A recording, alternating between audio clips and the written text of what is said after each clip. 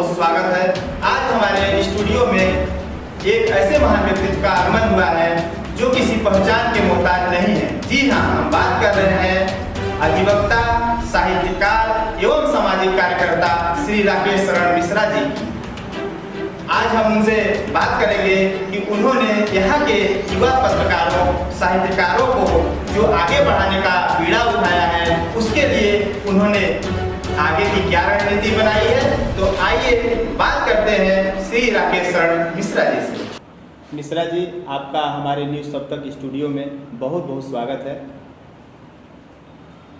हमारे पास प्रश्नों की एक लिस्ट है, जिसमें मैं पहला प्रश्न आपसे ये करना चाहता हूँ कि आप अधिवक्ता भी हैं, आप पत्रकार भी हैं, आप साहित्यकार भी हैं, उसके साथ साथ हमको लगता है कि राष्ट्रीय स्तर पे आप कई अधिवक्ता संगठनों में भी बतौर पदाधिकारी कार्य कर रहे हैं। तो इतनी सारी जिम्मेदारियों का निर्वहन मिश्रा जी आप कैसे कर पाते हैं? बहुत बहुत धन्यवाद आपका सौरभ जी। सबसे पहले तो मैं ये न्यूज़ सप्तक के पूरी टीम को हार्दिक बधाई देता हूँ, अपनी शुभकामनाएं प्रेषित करता हूँ। और जहाँ तक मुझे जानकारी कि सोनभद्र जनपद में ये अपने आप का ये पहला स्टूडियो है न्यूज़ चैनल का, जहाँ आप इस तरह की इंटरव्यू ले रहे हैं। इसके लिए मैं तहे दिल से पूरी टीम को हार्दिक शुभकामनाएं प्रेषित करता हूँ। धन्यवाद। और आपने जो पूछा मेरे बारे में, जहाँ तक मेरा अपना मानना है कि ये व्यक्ति की अपनी सोच होती है कि उसके जीवन में क्या करना है, क्या नहीं करना है। मुझे लिखने पढ़ने का शौक साहित्य का बचपन से रहा है।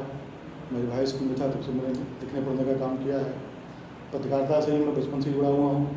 हाई स्कूल में बनारस में अखबार निकलता था, जहाँ तक मुझे याद है, सुधारा साप्ताहिक है। तो सबसे पहले मेरा अखबार था, जिसका मैं रिपोर्टर था।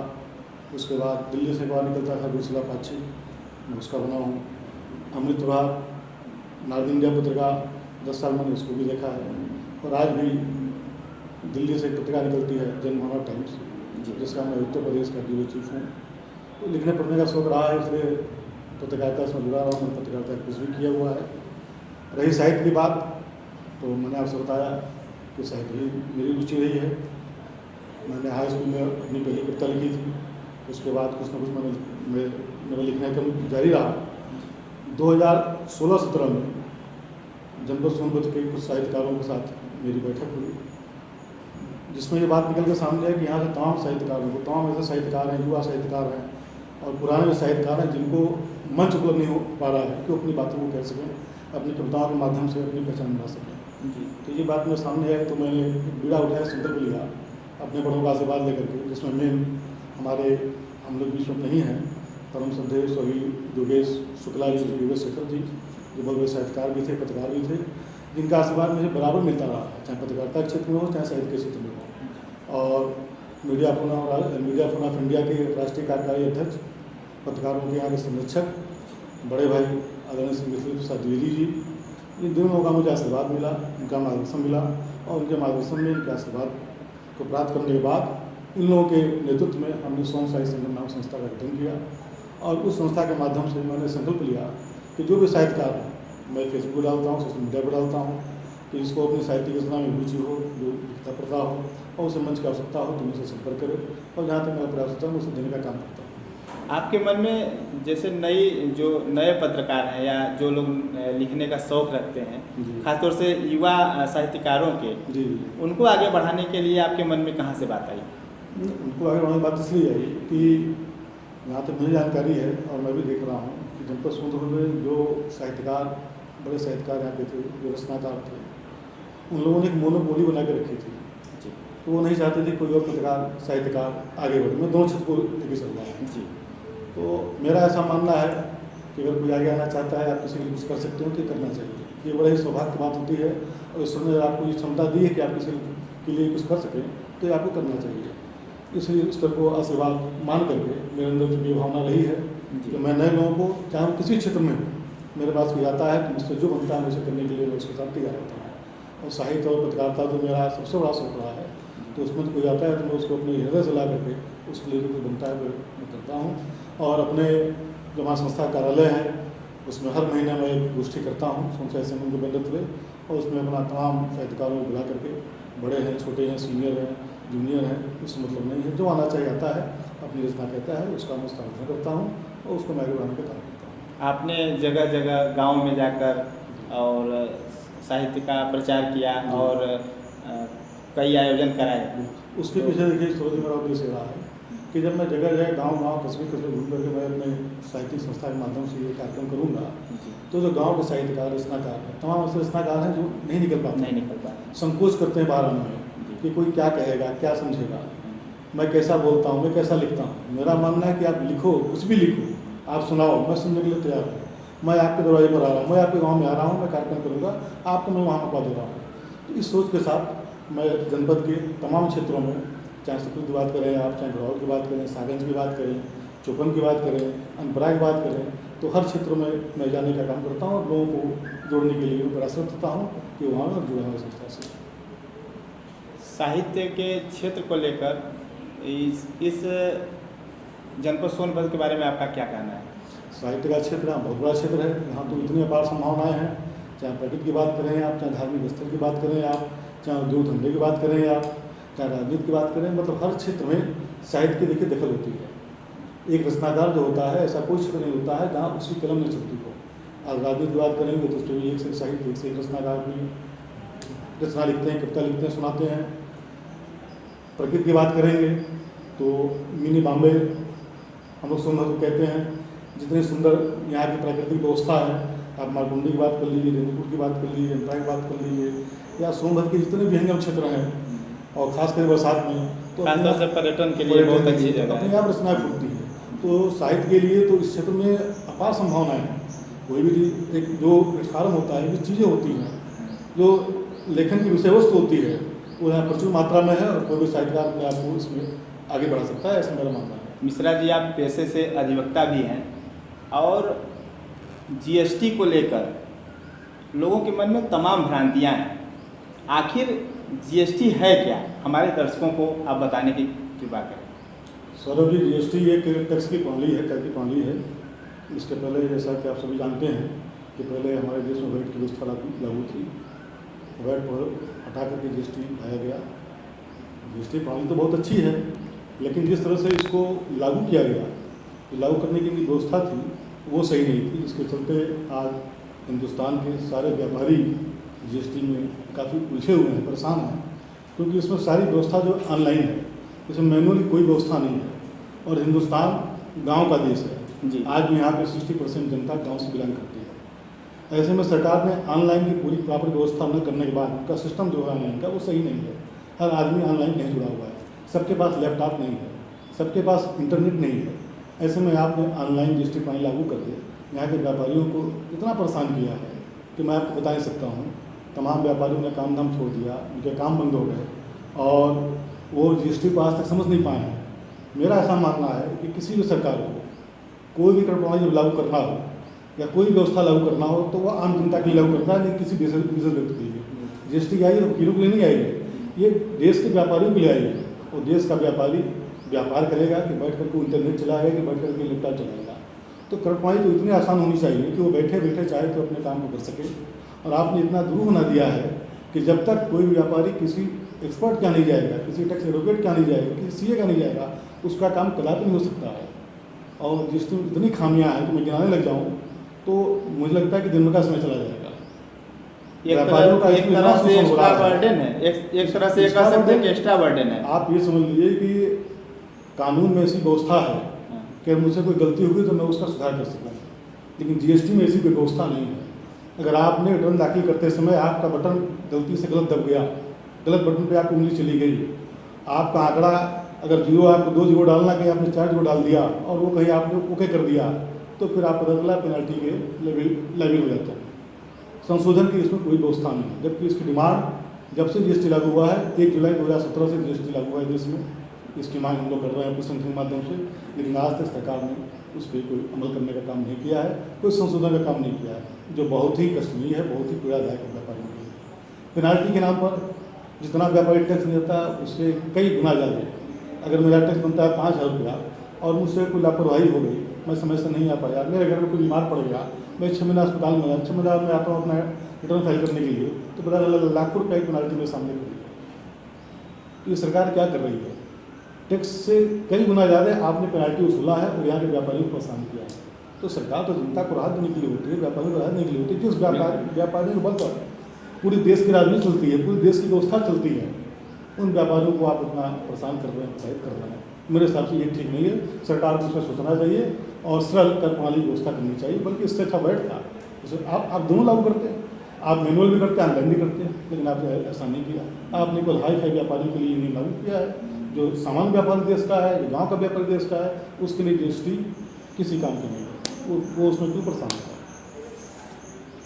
अभी वैश्विक महामारी कोरोना चल रही है, जो जिससे पूरा विश्व जूझ रहा है।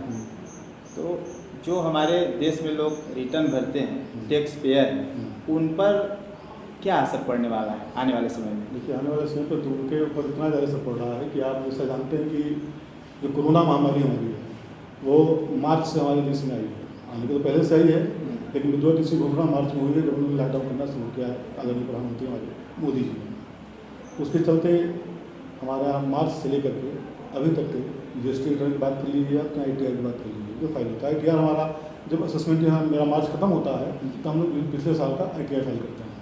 एक असेसमेंट होता है, फाइनेंशियल होता है। फाइनेंशियल 31 मार्च मेरा खत्म हुआ, उसका ITR मुझे फाइल करना है, लेकिन मैं अभी फाइल करने की स्थिति नहीं हूँ। इसलिए नहीं हूँ क्योंकि कोरोना महामारी फैली हुई है। न व्यापारी मेरे पास आ सकता है, न मैं उसके पास जा सकता हूँ। तो क्लाइंट नहीं आ सकता है, न पेपर दे सकता है। तो ऐसे में क्लाइंट के तमाम काम, क्योंकि जो भी व्यापारी वर्ग होता है उसका 90% वर्ग जो होता है वो बैंकों से होता है। वो बैंक से लिमिट करा करके, बैंक से लोन लेकर के अपना काम करता है। तो बैंक में उसको बैलेंस शीट देना है, अपना ITR फाइल करना है। ऐसे में बैंक वाले भी प्रेशर दे रहे हैं। अभी मेरे पास फ़ोन आता है, साहब मेरा ITR कर दीजिए, मेरा कर दीजिए। आ नहीं पा रहा है, पेपर इकट्ठा नहीं कर पा रहा है, लेकिन बैंक वाले उसको प्रेशर दे रहे हैं। तो सरकार से मेरा आपके चैनल के माध्यम से ये मांग है कि जब तक कोरोना महामारी से देश को मुक्ति न मिल जाए, आपकी स्थिति पूरी तरह सामान्य न हो जाए कि सब लोग सामान्य अवस्था में आ गए, तब तक बैंकों को भी इस बात के लिए मना करें कि वो किसी व्यापारी पर या किसी ऐसे व्यापारी पर जिसने लोन बैंक से ले रखा है उसको परेशान न किया जाए, न ब्याज के लिए, न उसकी लोन वापसी के लिए उसको परेशान किया जाए। ऐसी व्यवस्था सरकार को करनी चाहिए। मेरे इस सरकार से मेरी मांग है। सरकार लगातार राहत देने की बात कर रही है, तो क्या राहत देना चाहती है सरकार? सर, जहाँ तक मेरा मानना है कि सरकार ने अभी तक तो कोई राहत नहीं दिया। अगर आप कोरोना के परिवेश में बात करते हैं तो कोरोना के चलते तो देश को सरकार ने इतने बड़े संकट में डाल दिया है। मैं देखिए, मैं किसी पार्टी का वो नहीं हूँ, ना मैं BJP का हूँ, मैं कांग्रेस का हूँ, नहीं। लेकिन जो सही बात है उसको मैं सही बोलता हूँ, गलत बात को नहीं बोलता हूँ। मोदी जी अच्छा काम करते हैं, उनके अच्छे काम की मैं तारीफ करता हूँ। चाहे मंदिर की बात हो, चाहे 370 की बात हो, चाहे 35 की बात हो, चाहे अमेंडमेंट बिल की बात हो, चाहे 3 तलाक की बात हो, सारे उनके अच्छे काम है। उसका मैं तहे दिल से स्वागत करता हूँ और उसके लिए उनको हार्दिक बधाई देता हूँ। BJP वालों को देता हूँ, मोदी को देता हूँ। लेकिन कोरोना महामारी में इस समय देश भयंकर चपेट में आ चुका है और उसके पीछे तमाम बातें हैं। आज जिस तरीके से ट्रेनों में भर करके, बसों में भर करके लोगों को देश से कोने कोने पहुँचाया गया है, ये आपने क्या किया है? आपने तो रोकने का काम आपने सोचा था कि मुझे रोकना है, मुझे रोग को नहीं फैलने देना है। आपने स्वयं ट्रेन को बस की व्यवस्था करके हिंदुस्तान के कोने कोने में कोरोना महामारी को पहुँचाने का काम किया है, जिसके चलते आज पूरा हिंदुस्तान कोरोना की चपेट में है। हमारा सोनभद्र पूरी तरह से मुक्त था, कोरोना महामारी यहाँ पे नहीं थी। लेकिन आज हमारे सोनभद्र में कोरोना कितने % हो गए हैं? ग्रीन जोन में था, आज हमारे जोन में आ गए हैं, रेड जोन में आने वाले हैं। आए दिन पेशेंट बढ़ रहे हैं। तो ये है मेरा मानना है कोरोना बारे में। मिश्रा जी, आप अधिवक्ता संगठन से भी जुड़े हुए हैं और राष्ट्रीय स्तर पे कार्य कर रहे हैं और सामाजिक कार्यकर्ता भी हैं, साहित्यकार भी हैं, पत्रकार भी हैं। बड़ी जिम्मेदारी है आपकी और हम जानना चाहेंगे कि राजनीतिक रोल क्या है आपका? राजनीति के बारे में आप क्या सोचते हैं? सर जी, मेरा मानना है कि जिस देश में हम पैदा हुए हैं उस देश के प्रति हमारी जिम्मेदारी है। ठीक है, आज की राजनीति जो है वो आर्थिक आधारित हो चुकी है, पैसे पे बेस हो चुकी है। मेरे पास पैसा नहीं है या किसी ऐसे मेरे पास पैसा नहीं है, लेकिन फिर भी उसका जो फ़र्ज़ बनता है देश के लिए उसे करना चाहिए। अपनी उसी जिम्मेदारी का एहसास करके मैं राजनीति में भी थोड़ा रुचि रखता हूँ। मेरी एक पार्टी है सर्वोदय भारत पार्टी, जिसका मैं जिला अध्यक्ष हूँ, जो केवल संविधान की बात करती है। मैं एक मिनट में उसके बारे में बताता हूँ। उसके राष्ट्रीय अध्यक्ष हमारे कृष्ण पांडे जी हैं, जो retired income tax chief commissioner हैं। उन्होंने 3 सेशन के साथ भी काम किया है और उनकी भावनाएं जो हैं देश के लिए मतलब इतने समर्पित हैं, मैं बता नहीं सकता हूँ। उनका मानना है कि जब तक हमारे देश के हर नागरिक को संविधान की जानकारी नहीं होगी तब तक वो देश के लिए कुछ नहीं कर सकता है।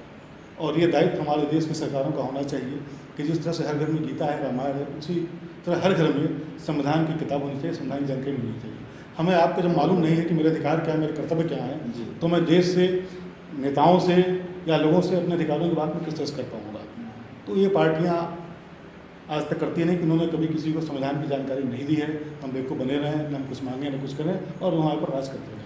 तो हमारी पार्टी जो मैं उससे जुड़ा हूँ, हमारी पार्टी पिछले 10 साल से संविधान कथाओं को घूम घूम कर गाँव में कहने का काम करती है और संविधान की किताब बांटती है। छोटी सी बुकलेट संविधान को बांटती है कि आप संविधान पढ़िए, उसके बाद जानिए।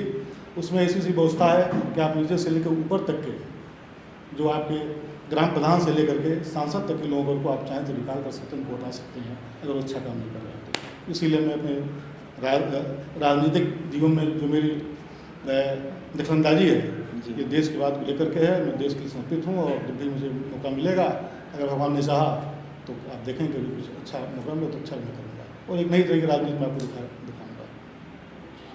चूँकि आप साहित्यकार हैं और हमारे स्टूडियो में आए हैं, अगर हमारे न्यूज़ सब तक दर्शकों को आप अपनी कोई रचना नहीं सुनाएंगे तो शायद यह इंटरव्यू अधूरा रह जाएगा। सौरभ जी, मुझे कविता लिखता हूँ लेकिन एक दिक्कत मुझे याद नहीं होता, मोबाइल में है, अगर आप कहें तो मैं मोबाइल से जी बिल्कुल अपना मैं सुना दूँ, क्योंकि थोड़ा सा स्मरण शक्ति मेरी कविता के क्षेत्र में कमज़ोर है। लिख तो देता हूँ मैं लेकिन उसको याद नहीं कर पाता हूँ और 2-4 लाइन तो याद होती है लेकिन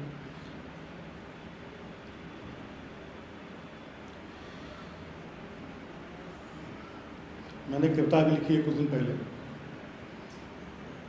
आजकल देश में, समाज में हर जगह आप देखते होंगे कि हमारे घर की बेटियों के साथ, बहनों के साथ, माँओं के साथ कोई ना कोई गलत बात समाज में होती रहती है और लोगों की निगाह बड़ी गंदी हो चुकी है, जिसका मुझे देखकर पीड़ा होती है।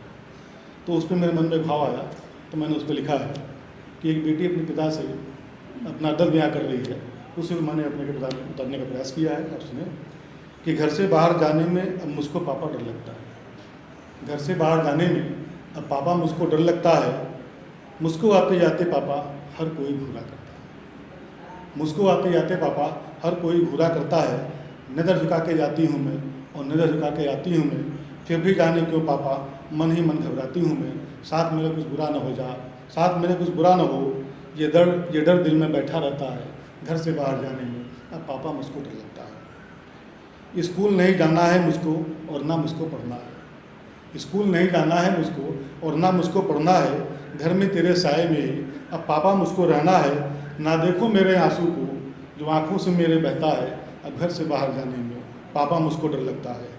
जो सपने तुमने देखे थे मैं पूरा न कर पाऊँगी, जो सपने तुमने देखे थे मैं पूरा न कर पाऊँगी, माफ़ मुझे तुम कर दो पापा अब मैं ना पढ़ पाऊँगी, घुट घुट कर जीना है मुझको ऐसा ही अब लगता है, घर से बाहर जाने में अब पापा मुझको डर लगता है। जो बेटी का पिता है पापा वो भी मुझको तकता है, जो बेटी का पिता है पापा वो भी मुझको तकता है, उल्टी सीधी बातें पापा हंसकर मुझसे कहता है, अपनी बेटी से भी पापा क्या हर पापा अपनी बेटी से भी क्या वो ऐसी बातें करता है, घर से बाहर जाने में अब पापा मुझको डर लगता है।